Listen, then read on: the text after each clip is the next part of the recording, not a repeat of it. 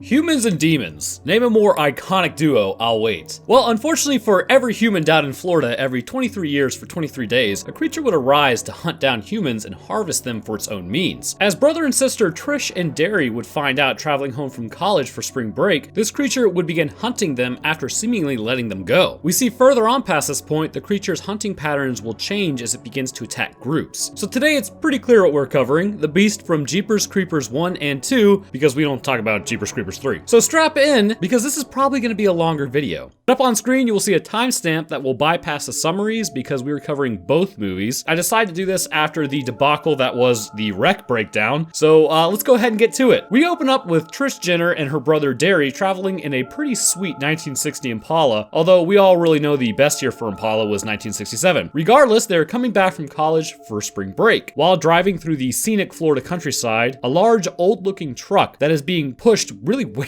faster than it needs to be able to go threatens them and tailgates. They try to let it pass, but it has no intentions and instead keeps driving up on their tail, which threatens to run them off the road. Eventually, the truck does pass them, to which Derry remarks it's probably just some hillbilly. Though, much more likely, because it's in Florida, it's really just Florida man. As they're cruising down the road a little bit later, they see the same truck is stopped at a pipe near an old church. The creature notices them passing while he is throwing a blood-stained sheet down the pipe, which causes the creature to go after them. As he begins to chase them, he runs them off the road, frightening them, and gets the old adrenal glands pumping, and then breaks off the chase. After they manage their escape, or really are just let go for reasons unknown to them, they go back to the church to try to figure out what exactly is going on, which is likely an awful idea and will prove to be one. Derry hears some noises coming further down the pipe, and he decides, yo, you know what's a good idea? Crawling down this pipe, with Trish grabbing his feet. He tries to see how far he can go, but eventually he is then dropped into the dwelling. Once he wakes up in a darkened hole, he finds a man who is already on his way out. He pulls back the sheet to find that his abdomen has been sliced open and stitched back up with rope. The man meets his end fairly quickly, and after Derry begins to look around, he ultimately finds hundreds of people sewn together on the walls in various poses, and quite honestly, which is normal, freaks out as he exits the pipe and then heads out to the car. The two flee the church and head down the road attempting to find help. They stop at a diner and gas station and run inside saying that they need some assistance. The phone begins to ring and a strange woman warns them that they are in danger. She tells them that if they hear the song Jeepers Creepers, then the demon is close and they need to run away as fast as they can, though likely this is going to do nothing for them. As they call the cops shortly after their arrival and they let them know what's happening, the police are fairly reluctant to believe what they say. While talking, the diner worker comes up and says something just raided their car. They run outside and find their laundry has been strewn about and the car was open. Derry heads to the car to find a handprint on it. The police at this point begin to believe them, at least to a degree, and decide to give them a security escort out of the area. As they're driving down the road, the police learn that the church where the bodies were has caught fire. The signal goes out and the police car lurches. The female cop looks out the window to find that the beast is standing on top of the car. It makes short work of the female cop before pulling the male cop out by his head and then cutting it off quickly. The two cars almost wreck, but the beast is actually the one who is driving the cop car. It then exits the car and eats the tongue out of the male cop's head. Trish and Derry floored out of the area as the beast loads up the bodies into its truck. They speed down the road before finally stopping at a reclusive old woman's house and then beg for her to call the police. She asks who they brought with them as the creeper is just outside her fence. She pulls out a boomstick and fires at it. It breaks through the roof of her house and then begins terrorizing the cats inside her home. She heads in and then after 2 shots are fired, she appears at the door not talking. It turns out the creature is basically just presumably lifting her up by her midsection as this creature reveals its face. And they surmise pretty accurately, this thing isn't really quite human. Trish and Derry are followed out, to which Trish ends up hitting and running over the creature multiple times, which does seem to injure it, to which it attempts to fly away, but its other wing is apparently broken. As they drive to the local police station, they are approached by psychic Giselle Gay Hartman. She tells them that she was actually the woman that had called them at the diner. She begins to tell them, much to the dismay of the police, what this thing wants. Known as an ancient creature called the Creeper, it wakes up every 23 years for 23 days during the spring to feast on human body parts and add it to its own. She also explains that the creature seeks out people based on fear and that once it's found something it likes, it won't stop. And unfortunately for Derry, it's found something it likes. The wounded creeper was able to fly into the police station after healing itself enough and then broke into a jail cell where it ate a prisoner to further heal itself. After doing so, a cop finds it and begins firing on it, but it does very little to stop it. The creeper is then swarmed by all the police in the station, but takes out a number of them in the process and continues to evade capture. As they are trapped like a rat in a chia pet, Giselle warns Trish and Derry that one of them is going to meet their end terribly. Derry demands to know who, and Giselle looks at Trish. After they are put in the interrogation interrogation room, the creeper ends up finding them and sniffing and tasting them. Creeper throws Trish aside, but then chooses Derry. Trish then offers her life for her brothers, to which the creeper appears to almost consider the offer, but then escapes out the window with Derry. The day after, Trish is picked up by her parents and Giselle returns home in regret. As the church had already burned down, the creeper had to change hideouts. At an abandoned factory, a pan-through reveals that the creeper is working on something. When it moves in, we see the back of Derry's head and a large portion of his brain has been removed. So much so that after the creeper took his eyes, you can see straight through to the other side where the creeper looks through to reveal it has taken Derry's eyes and added it to its own. So now fast forward 3 days, this drops us off at day 22 to the events of Jeepers Creepers 2. Oh yeah, this is gonna be a long one. On the old farm, a family is working on setting up scarecrows to keep their crops from being ransacked. One scarecrow in particular, we see crows appear to be surrounding it. As the youngest son Billy sets up, he notices that the scarecrow looks a little stranger than normal, as the dad Jack tries to set up a post hole and his younger son Jackie is working on a car. Billy approaches the scarecrow and then notices that it actually has giant claws. Billy turns tail to run as the creeper gives chase. Billy takes off yelling for his brother and his dad as the creeper flies overhead, smelling the fear on Billy. He pounces on him to keep him quiet moments later, as both Jack and Jackie have heard Billy yell. His dad runs out with a boomstick, but before they can get to Billy, the creature flies off with him as he meets his end later, sort of like via a piece of his brain being extracted. Or at least that's what it appears to be. The next day, the family is obviously pretty bummed out, not completely understanding what they just saw. They latch onto the idea that this thing took their son and brother and decide to seek it out for revenge. Further away, the Bannon Bantam basketball team, try saying that 3 times fast, is returning home from a championship game. As they are driving back to the school, they become stranded on East 9 Highway in Kissel County when their bus blows out a tire. After the adults exit the bus, they hear over the radio that after the creeper's lair burnt down, they had found over 500 bodies, some with wooden teeth, meaning that this thing is several hundred years old. However, the theme was that no body was found complete, either missing organs or body parts. While the adults try to radio for help, the teens take a break and relax on the roof. The creeper flies over Kimball, freaking him out, but does not take him at this point, as possibly the creeper may be only wanting to eat at night. The adults, after not being able to reach help, decide that their only option is really just to limp the bus back to town. In a stroke of luck, back across the county, Jack has found the dagger dropped by the creeper. After taking a look at it, it flies from his hand. He determines that this is a weapon to use to attack the creature. He welds it to a homemade harpoon gun and then attaches it to a truck, but becomes frustrated when he can't get it into the proper shape. As time continues into the 23rd night, Minxie is having a dream. In it, Derry and Billy are trying to warn her of what's out in the cornfield. When she looks out, she spots the creature throwing another star at the tires, to which they immediately blow out the remaining tire. Here, things start to go totally south. As the adults attempt to set out flares and warn other drivers, another car pulls up. They say that they will go get help and the cops and then take off. While they do, one of the coaches gets pounced on and taken away before his yell even registers. The flare drops from way up high as everyone has no idea what just happened. The bus driver then orders everyone back onto the bus as Bucky radios for help to no avail. As he does, the bus driver puts down a 4th flare and then is taken off into the sky, just like the coach. While attempting to understand what is happening from inside the bus as their final coach stands just outside the door, the creeper then grabs him and tries pulling him away. He latches on with a death grip to the frame, but even with the help of the teens and his death grip, the creeper proves that his strength is superior to multiple of the players, as then that coach is then taken off and then they scramble back inside and close the doors. Back across the county, Jack is listening to the scanner and finds that the creeper may be making his attack. Upon hearing Kissel County had stories, this leads him to his target along with his son to seek revenge for the taking of the youngest. Back on the bus, everyone is attempting to radio for help when the creeper latches onto the bus and begins to smell everyone's fear. As it does this, they quickly hide, but what's the point? The creature then moves around to the back of the bus looking at the teens. As he makes his selection, he finally gets to D, who appears to be his main target, as he shivers with pleasure, which is a statement I never want to say again if I'm being totally honest. He shakes the bus, loosening bolts in place, and then climbs onto the roof and flies away. Minxie at this point passes out and has a vision. She is told that every 23rd spring for 23 days, it gets to eat us. For hundreds of years, this thing has been in an endless cycle, and so far no human intervention has been able to take it down, and it just keeps coming back. As the Taggarts get closer to their confrontation with the creeper, they happen upon the car that had passed the bus earlier. Showing the strength of the creeper, the roof has been completely peeled back like some sort of tin can, with both the driver and passenger long gone. As they investigate, they receive a distress call from the bus. Jack informs the teens that they will call the police, but turns off the radio as the creeper is his prey, and no matter who gets in the way, he will avenge his son. As they feel a sense of relief, they begin cheering. The creeper then lands back on the bus and pierces the roof and begins to pull pull Bucky up by his head. They grab him but are losing ground quick. Rhonda runs up with a javelin and then puts it through the roof and impales the monster through the shoulder, just pretty much annoying it greatly. She then retracts the javelin and then pierces it through the head, which does actually do some more significant damage. It appears as though it is not able to remove the javelin, and it also shows Derry's eye that it took, which is now completely useless, so Derry just totally ate dirt for no reason. It removes the javelin through the side of its head and looks pretty disoriented. The creature then tries to fly off before falling back down onto the bus, blowing out all the windows. With the creature on the roof, now is the time to run. They attempt to open the doors but discover that the creature had actually sealed them in by damaging the bolts. As they attempt to get out, the creeper's wing falls through the roof, scaring everyone. As the wing lays there, Dante investigates it, which it awakens and then ensnares him in the wing. Upon doing so, the creature rips off Dante's head and leaves the body to flail around until finally collapsing. Understandably, everyone is more than a little shaken at this point. Rhonda takes a look at the creeper, who is on the roof still, to see Dante's head moving up through the creature's body. It is pulled up through the neck and then reanimated. Upon doing so, it changes into the creeper's normal morphology and then flies off fully reformed and oriented. After this, Scotty just wants to run. He points out that there are two classes of people, those that will be eaten and those that won't, and that the Taggarts could be a very long way off and even going in the wrong direction, which, he kind of is right about that. After some argument, some get off the bus, some stay on. Those that get off quickly see the creeper watching them against the backlight of the moon and all take off running. The creeper quickly picks off the guy with a star to the back of the head. Scotty is then pinned by his arm to a tree by the knife that the creeper had. As they try to free Scotty, they finally pull the knife, but the creeper then flies in for a quick bite, taking Scotty off into the distance. While the fast food flees, Minxie is then picked up by the Taggarts. Jack demands to be taken to the bus, but Minxie explains that it cannot be taken out by normal means. Because of this, there's really no point. Jack really doesn't care as they continue on to where the bus is located. Arriving back at the bus, Bucky is in the process of once again being taken by the creeper. However, Jack puts a harpoon through the creature's center mass, impaling him. The creature then tries to fly away and begins to pull the truck as the harpoon is connected by a rope. As Jack attempts to reel it in, he's not successful as this thing is really freaking strong. The truck continues to be pulled around like a toy. Eventually, the harpoon is dislodged, but Jack is able to get a shot off on the creature through the bus. The creeper then flies back into the sky and begins to go hard. It is able to begin pulling over the bus and the truck before ultimately flipping the truck entirely. As the creature escapes into the sky, Izzy, Rhonda, and Dee find the truck that they saw earlier with the bug on it. They quickly get in after seeing a shadow overhead and begin to flee. They drive as fast as the truck is able to, but it's clear it's not going to work as this creature can reach a speed well over 100 miles per hour. As it catches up and gets closer and closer to Dee, he fires a flare in it, knocking it off balance and away temporarily. Izzy drives into a field and then pushes Rhonda out to save her. He yells for Dee to stay down and then slams on the brakes. The creeper crashes through the truck and flips it. As Dee wakes up, he sees that the creature is sniffing the air and it quickly locates him. However, the creature is also missing an arm and a leg, so it begins jumping towards him to heal itself. Dee begins crawling away with the creeper on his tail. Eventually, they get into a keep away match just long enough for the creeper to get a harpoon through the head. It falls backwards as Jack walks over to it and begins to stab it multiple times in the chest and abdomen. As he does, it does appear that the creature is gravely injured. While laying there, it seems to meet its end as its eyes shut and it begins to bleed. However, its eyes shoot back open and it stares at Jack with the face wings beginning to cover its head. Mixie explains that it's really not dead. Jack stabs it again and says that it looks dead to him, but Mixie knows that it actually just ran out of time. At the end, we see that Jack is aged 23 years along with his son. They are waiting for the bat out of hell to come back within the next 3 days, give or take a day or two. He sits with his harpoon waiting for it to arise so he can begin the fight all over again. The creature is looking somewhat emaciated at this point in its hibernation, meaning that metabolic activity is still taking place and it is very much still alive. Alright, so you still there? Excellent. Told you this is going to be a long video. So for those that did stick around, it's time to mess with those just returning. So for everyone returning at this point, that's why Jeepers Creepers in my book ranks 9 out of 10 in the sex factor, as explained about 5 minutes ago. Okay, so now we have a decent understanding as to what this thing is capable of. Let's get a good look at it before trying to figure out what exactly it is. As believe it or not, there are some context clues if you do pay attention. As seen when Billy was trying to get a good look at the scarecrow, we see that this creature has a plantigrade structuring of its feet, much like you or I. However, it does appear to also possess claws on each toe. These claws can be used, as well as the feet, for grasping prey up much more easily, kind of like a gargoyle would should the need arise. This would imply that the bones of the feet have been altered to some degree to become more grasping than like our feet are, which is just really more for walking. The legs themselves are plantigrade as well, with forward-facing knees that bend much like a human's. Moving up to the abdomen and torso, we begin seeing this creature is pretty jacked, but also possesses skin much thicker than that of humans. Appearing to possess scales on its body, this clearly protects it from the tools of humanity and allows it to keep going. It can, however, be pierced if the object is sharp enough, but we will get to the internal anatomy later on. The arms are actually not crazy large. This creature overall is more stout and powerful, making it able to subdue an athletic human with little to no problem unless incredibly injured. However, it does not appear to possess infinite strength by any stretch of the imagination, as we saw at the end of Jeepers Creepers 2, when it was able to be held off from its prey and then takes a harpoon to the face. The hands of the creeper, again, are powerful and tipped with claws, much like the feet, but not unbreakable. Moving up to the head is where the real moneymaker is. This thing is butt ugly. The skin on its face is scaly and overlapping. Flanking either side of the chin appears to be scaly jowls that run up to the sides of the nose. Its mouth is lined with razor-sharp teeth that are like little tiny needles. Lines of scaling can be seen running all over the head, but really this just appears to be where the claws sit from the back of the head. The nose has a third opening around center bridge that opens up to allow more air in to absorb the scents of prey. This creature also appears to have some hair on the back of its head in the first movie, but when it gets a new head, this is all lost, and that makes it completely barren. Overall, this creature does appear to be roughly human-sized, but significantly more powerful and able to resist damage far surpassing that of humans. That said, I wanted to talk about its internal biology for a moment as we get a better idea of what this thing is. Why does the creeper exist? Well, like I said, the lore mentions every 23 years, 23 days it gets to eat, but it's not so much eating only as it is replacing damaged body parts, as we know it took Derry's eyes, and it also ate the officer's tongue, and it replaced massively damaged body parts like the head with other heads. So the question is, internally, is this thing living? Well, surely it must be alive, because if it wasn't alive, why would it need to replace body parts? Also, if it suffers enough damage to its body, it appears it can be halted or at minimum disoriented enough by this action. However, damage that would appear to take it out doesn't really take it out, but the same damage does have some effect on it. With this in mind, what do we know about demons? Well, apart from biblical scripture, let's just say they beat the hell out of humans and really can only be banished, not necessarily killed by us. It also raises the question as to what a demon would actually want with the human body apart from possession. But I mean, why would it observe hibernation patterns, have to heal itself, have to sniff out prey, and have to eat? Some of you probably know where I'm going with this, but for those that don't, I don't think that this thing is like an honest-to-God demon so much as it is a puppeteering organism. Alright, so here come the hate comments. It's wreck all over again. But I mean, if you really think about this thing and what it does, it'll kind of start to make sense. Let's start with the strongest reason for it being a puppeteering organism. Think about what makes you, you. Your brain, that's you. Your meat suit is simply life support. If you damage that life support enough, then it's lights out for you. This creature can be damaged to the point that it is lights out, as seen when the dad stabs the creature 35 times, and it does seemingly die before being jolted back awake for hibernation. I believe the body did technically die, but this creature within it, or really on it, didn't. The puppeteering organism is pretty easy to see if you actually do pay attention in the second movie, but it's literally that web thing on the back of the head. That thing attached to the base of the skull and spine is the creature that's really in control of the body, not the creeper itself. When the creeper is then stabbed through the eye socket by the javelin, the reason it's so disoriented, much more than normal, is because the javelin went all the way through to the creature on its back, injuring it in the process as well. Causing damage to the actual creature that's controlling everything is why it was injured. When it was also run over by the car, again, this caused damage to the thing on its head and back, and this is the reason it was knocked out for a while. Stabbing the body in the torso and abdomen 35 times did not cause damage to the creature, but instead caused damage to the body, meaning that the body was possibly dying, but the creature did not, and it was able to shock it back to life for hibernation. The idea that the creeper being a puppet becomes more clear when you realize it's actually human. Everything on this had to be replaced by human parts, not some demon parts. The eyes, ears, arms, legs, doesn't matter. Over the centuries, it's replaced by human components. The reason for this is we age and we die, but this creature controlling the body does not, or at least it has a much greater lifespan than humans. Therefore, it needs the body to remain functional, so it hunts the species that is its preferred host to repair the body. The repairing of the body and the idea that this is a separate organism also becomes more clear when the creeper literally takes off its head and then has the new head come up from its torso. The creature reaches into the neck, pulling it up, and then latches onto everything, quickly changing it to its preferred visual markers. Now, the quick change of the creeper's face likely shouldn't happen that fast, but because it does, this would mean DNA is being changed entirely. Just want to point that out. But another thing to note about this new head is also the brain. The brain still belongs to the young man who lost his body, and judging by the time frame, it's still alive. And after the connection is made, it would be be supported by the new body once more, meaning that it should technically still be alive, meaning that he's still in there. But it doesn't matter, because even with the brain being functional, that's not what's piloting the body. And this does make complete sense, because if you have the brain still functional, that means that the senses are still functional, and the interpretation of those senses is still functional, which means electrical signals are still being sent, which the creature can then still interpret, which means it's now still viable as a hunter. So you may be asking, well, why does it do this? What's the point? I mean, again, imagine it as sort of a symbiotic relationship that definitely favors the winged creature more so than the human, so it is somewhat parasitic. Or it's definitely parasitic, you're just used for your meat suit. Long ago, hundreds of years previously, is when this thing first arrived. Likely it was quite literally some wings, a skinny organism with the same web-like wing pattern that we see on the head. It was able to find a human and then attach itself, working its way into the spine and brain. It would seem at that point it was compatible, and the physiological changes began to take hold as the body was changed and adapted to hunting. The whole purpose of entering this relationship would likely be to be better at hunting. With it attached, it may on its own not have had the capability to successfully hunt or sniff out prey, or it's extremely vulnerable to damage in its singular form. But after finding a body, it would be able to really use the naturally occurring senses, enhance them with, say, the extra nasal opening closer to the olfactory bulb in the brain, and then, as I said, continue hunting humans much more effectively as a result. Now, one giant wrench into this whole idea that I have would be kind of the appearance of the song Jeepers Creepers playing if the beast is near. What would inspire radio waves to be picked up by a car? Sheer coincidence or something else? Again, this would appear fairly supernatural to you or I. However, I will say this. Back in the 1700s, you would have been burned at the stake if you had showed someone from that time era that you can turn on a TV nowadays just by pushing a button on a remote. The point is, we see things that we don't understand as supernatural. So with that, a possibility, and I'm just saying, a possibility is that this creature does have some electrical interference ability around it. And considering it can interact with the neurons of the body to pilot the body, I would say it's possible it may be able to emit short-range frequencies, which can then be picked up by cars, because after all, it's just all energy. I know a little far-fetched, but it's not more far-fetched than saying a demon doing quite literally the same thing. Plus, I do want to add, it goes with its MO. This creature is a little bit sadistic, which we have seen when it toys with its prey. It's a thinking creature and does possess intelligence, and does really seem to enjoy the song for some unknown reason. So what's the best way to kind of toy with your prey and scare it? Letting it know that you're coming after it, and there's virtually nothing that it can do to stop you. This may also explain why at certain points cell phones and radios do not seem to work properly, as the creature is in close range, and its electrical and radio disturbance blocks the incoming and outgoing transmissions, like on the cop car or the bus, when the cops were literally just talking to somebody and they weren't able to actually reach anybody when they were on the bus. Another thing I would like to add as far as possible electrical interference would be how the birds are affected. We see many times that the crows appear to be around the creeper in various times when it is beginning to hunt or is about to wake up. But did you know that birds are extremely sensitive to electrical fields and magnetism? Specific portions of their brain appear to react to these changes. So my general thinking is that the same electrical field that may be producing the song that's heard on radios indicating it may be near, may be the same field that affects birds from what we can see. Again, far-fetched, but we are working with some pretty far-fetched scenarios. All this in mind, coupled with the fact that it does absolutely behave like an animal versus, say, like a demon, would make me think that this thing is a much more naturally occurring creature than, say, like a hellspawn. The biggest thing that gives away the two animal hypothesis is the hibernation. It's pretty apparent that the creeper would like to continue its own personal revenge against the father at the end of Jeepers Creepers 2 for sort of messing up his hunt. But the crawler creature ends up kind of slowly engrossing the head as it's reaching the point that it has to go into hibernation for some unknown reason. Potentially a leftover trait from wherever it has evolved from. So now I'm just going to add in something here because I love this movie and I've always kind of thought about how would you destroy it. So how do you destroy this thing? Good Lord, there are so many ways. Too many ways, actually. I mean, you could even Terminator this thing into a vat of liquid metal. But we have actively seen that this creature is affected by damage to its body and limbs, meaning that it can't just regrow from a small amount of tissue. First things first, separate the creature on its back from the body. While in hibernation, we saw in the barn that this thing is nailed up by its wings, meaning that despite incurring damage, it will not move or wake up. Once these two components are removed, for good measure, sort of cut the body into pieces, place them in separate, sort of welded metal boxes, and then bury them. As for the creature itself, it would likely be unknown if it can regrow from pieces, so odds are you don't want to just cut this thing up and then make more of them. Instead, without its host body, it is likely to be much less effective at hunting or even less dangerous. Keep it in one piece, metal box, welded shut, dig a deep hole, concrete around that box, and then and never talk about its location.